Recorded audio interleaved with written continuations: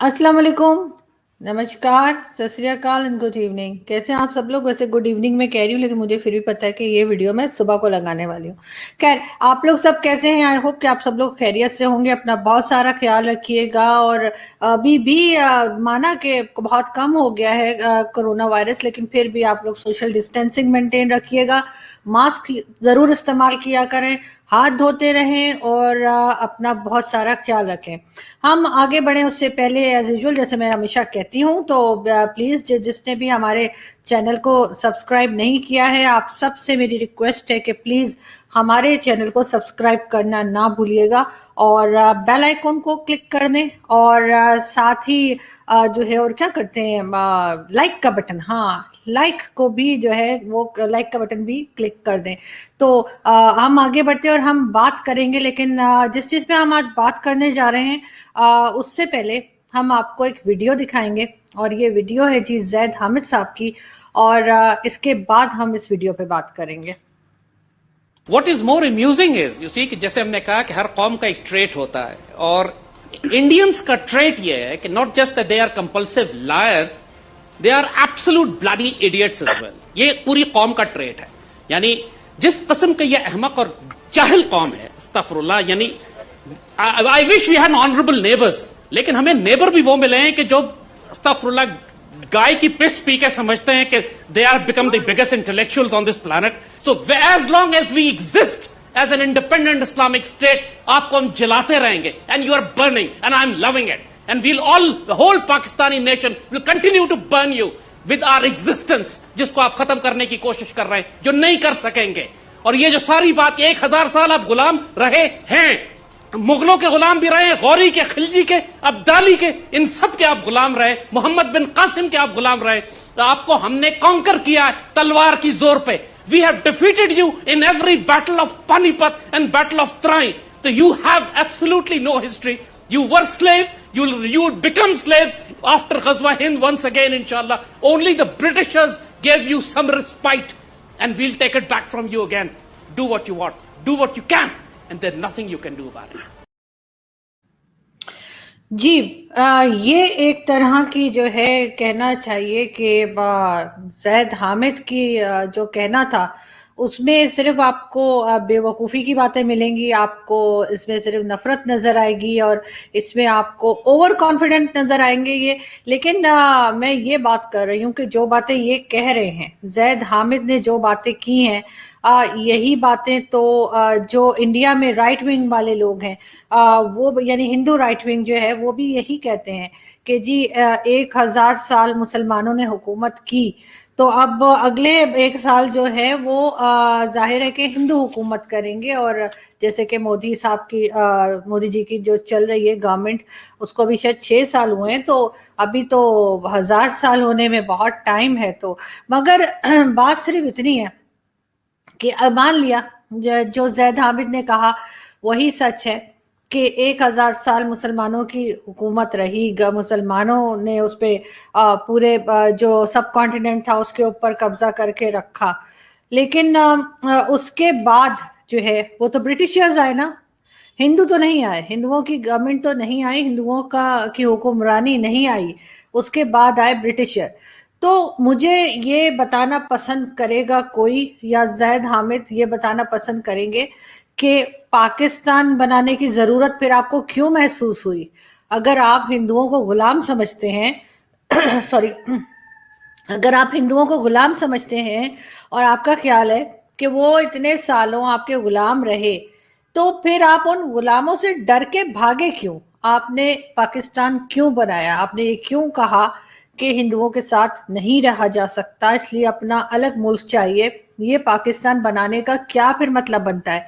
अगर आपने 1000 साल हुकूमत की और हिंदू आपके अंडर थे और वो कुछ कर नहीं सकते थे बकौल आपके, वो तो आपके गुलाम थे, और उनके बाद जो है वो अंग्रेज का जमाना आया, अंग्रेज ने रूल किया, और फिर आप दोबारा जब अंग्रेज के जाने का टाइम आया तो फिर आप डर क्यों गए? आप किस बात से डरे कि आपने पाकिस्तान बनाया? आप उसी तरह से चलने देते, उसी तरह से जो है वो आप दोबारा हुकूमत कर लेते अगर आप में इतना दम था। तो आपने फिर ये क्यों सोचा کہ अब हम जिनको हम गुलाम समझते रहे हैं, जिन्हें हम गुलाम कहते रहे हैं और अभी तक कह रहे हैं, उनसे डरकर आपने पाकिस्तान क्यों बनाया? ये बात अगर आप मुझे बता सके तो बड़ा अच्छा होगा, वरना ये जो आप हर थोड़े दिन के बाद एक वीडियो निकाल देते हैं, ट्विटर पे स्टेटमेंट दे देते हैं, और हम लोग जो नफरतें कम करने की कोशिश कर रहे हैं, दोनों मुल्कों में अमन लाने की कोशिश कर रहे हैं, हमारी कोशिश होती है कि लोग आपस में मिलजुल कर रहें, एक दूसरे के लिए अच्छा सोचें, अच्छा करें। वो जैद हामिद जैसे लोग जो ये गजवाए हिंद का करके और इस तरह के टॉक शोज में जो पाकिस्तान टीवी पे जो आते हैं, इस तरह के जो टीवी चैनल्स हैं जो इनको स्पेस देते हैं बात करने की, और उसके बाद एंकर जो हैं वो चुप करके वो सारा जहर सुनती रहती हैं। तो ये नहीं कि उनको रोकें, या खैर वो तो खुद भी बड़ी मशहूर है इस तरह की बातें करने में, तो उनको मैं क्या कह सकती हूँ, लेकिन उनकी अपनी चॉइस है कि वो क्या सुन रही हैं और क्या कह रही हैं। लेकिन जैद हम तो बहुत बड़े अपने आप को बड़ी तोप समझते हैं, बहुत बड़े स्कॉलर समझते हैं। तो फिर बताइए कि आप जो है वो जब आपने 1000 साल हुकूमत की हिंदुओं के ऊपर, और उसके बाद जब ब्रिटिशर्स आए और फिर उन्होंने आपके ऊपर हुकूमत की, और जब वो गए तो आप उन हिंदुओं से डर के भागे क्यों? आपने पाकिस्तान क्यों बनाया? वहीं पे रहते ना आप, दिखाते उनको, कहते हम फिर हुकूमत करेंगे, लेकिन ऐसा नहीं हुआ। और आप वहां से निकल के भागे ये कह के कि जी ये हमें तंग करते हैं, हम इनके साथ नहीं रह सकते। ये एक बहुत बहुत बड़ा, एक जिसे कहते हैं ना जोक है, एक तरह का ये जोक है जो आपने यहाँ इस टीवी चैनल पे जहाँ बैठे थे वहां बैठ के आपने बात की है। और आई एम श्योर जो आपके सुनने वाले होंगे, जो आपके फॉलोअर्स होंगे, आपने अपनी ये बात, आपने अपनी ये नफरत उन तक भी पहुंचाई होगी, और इससे फायदा कोई नहीं है। थोड़ा सा शायद आपको मीडिया कवरेज मिल जाती है, कोई आपको पहचानने लगते हैं लोग, इससे ज्यादा कुछ नहीं होता। और किस किस तरह पहचानते हैं लोग नफरत से पहचानते हैं आपको, आपकी इस तरह की बेतुकी बातों की वजह से पहचाना जाता है, आपको किसी ढंग की बात की वजह से नहीं। ऐसा कुछ नहीं कि आप दोनों कंट्रीज में कोई आप बात कर रहे हो, पीस प्रोसेस पे बात कर रहे हो, या आप कोशिश कर रहे हो कि अगर कोई दोस्ती हो सकती है, कोई टर्म्स बेहतर हो सकते हैं, आप उसकी भी कोई कोशिश नहीं करते, आप उल्टा टर्म्स बिगाड़ने की बात करते हैं। आप ऐसी ऐसी बातें करते हैं जिसको सुनकर मेरे जैसे पाकिस्तानी, मेरे जैसे मुस्लिम शर्मिंदा होते हैं। हमें आपके ऊपर शर्म आती है कि आप क्या बात कर रहे हैं। अगर मैं हिंदुस्तान की बात करूं तो हिंदुस्तान में आपको मीडिया में बहुत से मुसलमान नजर आएंगे, उनके टीवी चैनल्स पे। कोई भी टीवी चैनल उठा के देख लें, कितना भी किसी भी न्यूज चैनल को आप देख लें, वहां पर आपको जो है वो दूसरे जो यानी हिंदू और सिख और क्रिश्चियंस के साथ साथ आपको बहुत सारे मुस्लिम एंकर्स नजर आएंगे, मुस्लिम जर्नलिस्ट नजर आएंगे। हमारे यहाँ क्या आप दिखा सकते हैं मुझे कि हमारे टीवी चैनल्स पे कितने हिंदू काम कर रहे हैं, कितने सिख काम कर रहे हैं? नहीं, आप नहीं बता सकते, क्योंकि हम यहाँ पे उनको आगे आने नहीं देते। हमने तो उनको बिल्कुल दबा के रखा हुआ है। जैसे आप कह रहे हैं ना कि हम हिंदुओं को दबा के रखेंगे, तो या हिंदुओं को वहां जाके दबा के रखेंगे, आपकी सोच सिर्फ इधर तक ही है। आपने कभी नहीं सोचा कि आप जिस मुल्क में रहते हैं वहां पे आपने कितनी आजादी दी हुई है। वहां पे आप अगर हिंदुस्तान में देखें, अगर उनकी फिल्म इंडस्ट्री को चेक कर लें, तो आपको पता चलेगा कि उनकी दिलीप कुमार साहब के टाइम से लेकर और अभी शाहरुख के वक्त तक जो है, हर हर दौर में उनके पास, हर टाइम उनके पास, हर साल में, या कहना चाहिए हर वक्त उन्होंने मुसलमान एक्टर्स को जगह दी है। डायरेक्टर्स, म्यूजिशियन, मोहम्मद रफी और ये सब लोग उसी उसी टाइम के ना, और चलते चले आ रहे, चाहे वो एक्टर्स हों, चाहे वो डायरेक्टर्स हों, चाहे वो म्यूजिक हो, चाहे वो स्पोर्ट्स हो, हर जगह पे आपको हिंदुस्तान में मुसलमान नुमाया होता हुआ नजर आएगा। इसका मतलब है उन्होंने मुसलमानों को जगह दी है। उनके जो 3 टॉप के जो बिलीनियर्स हैं वो भी मुसलमान हैं, और उन्होंने हर जगह पे जो है वो आप चाहे उसको जैसे मर्जी समझें कि उन्होंने किस लिए किया है, क्यों किया है, वो एक अलग चीज है। अगर उसको आप नेगेटिव लेना चाहें ले सकते हैं, लेकिन उन्होंने हर जगह मुसलमानों को जगह दी है। चाहे उनका मीडिया, हमारे टीवी चैनल्स पे आपने देखा है कभी किसी हिंदू को कोई खबरें पढ़ रहा हो, कोई एंकर हो, कोई प्रोड्यूसर हो, कोई प्रोमिनेंट जगह पे कभी नजर आया आपको? कभी आपने देखा हमारी पार्लियामेंट के अंदर जो हिंदू मौजूद हैं, ठीक है 2-4 बेचारे पहुंच जाते हैं पार्लियामेंट में, लेकिन उन्हें कोई जानता है? कभी आपने देखा है उनको कोई खास जगह पे उनको कि उन्हें आपने जो है वो आगे आने दिया हो? ऐसा कुछ नहीं होता, बहुत कम होता है। वो भी उस वक्त जब कोई मंदिर वंदिर तोड़ देते हैं और उस वक्त आपको अपनी गर्दन बचानी होती है सारी दुनिया के सामने, उस वक्त आपके पास एक दो आपने साइड में रखे हुए हैं, उनको लेकर आप सामने आ जाते हैं और कहते हैं जी जी बता दो कि हमने दोबारा बनवा दिया है। तो वो आपके हिंदू कम्युनिटी के जो एमएनएज हैं वो आके कह देते हैं जी पाकिस्तान ने जो है दोबारा जो है वो मंदिर को फिर से बनवा दिया है गवर्नमेंट ने, और बेचारे शुक्रिया उक्रिया अदा करके साइड पे हो जाते हैं। आपने कभी देखा है किसी जर्नलिस्ट को जो हिंदू हो और आपने उसको आगे आने दिया हो, उसके आर्टिकल्स प्रिंट होते हो, वो टीवी पे टॉक शो करता हो, बड़ा मशहूर हो, उसको सब जानते हो? ऐसा कुछ नहीं है। हमारे पास ऐसी ऐसी कोई जगह नहीं है। चाहे फिल्म इंडस्ट्री में आप देख लें, फिल्म इंडस्ट्री हो हमारी जब जिस जमाने में थी, अब तो खैर उसका कुछ कहा नहीं जा सकता कि उसकी क्या पोजीशन है, कोई फिल्म में बनती नहीं कोई खास, लेकिन जब बना करती थी तब, और अगर टीवी ड्रामास बना करते थे और अभी भी टीवी ड्रामास बना करते हैं, उसमें आपने कितनी जगह दी है अपने यहाँ की माइनॉरिटी को? वहां पे आपको कितने लोग नजर आते हैं, कितनी परसेंटेज आपको नजर आती है जो हिंदू हो, क्रिश्चियन हो, पारसी हो? साथ के साथ बाकी पूरी कंट्री में भी जो है वो आपका बहुत तेजी के साथ जो है वो माइनॉरिटीज कम हो गई हैं, बढ़ी नहीं है। मतलब हिंदू जो है वो जितने पहले थे उससे कम हो गए हैं, क्रिश्चियन जितने पहले थे उससे कम हो गए हैं, सिख, पारसी और जितने भी दूसरे रिलीजन हैं उन सबके लोग पहले से बहुत कम हो गए। क्यों?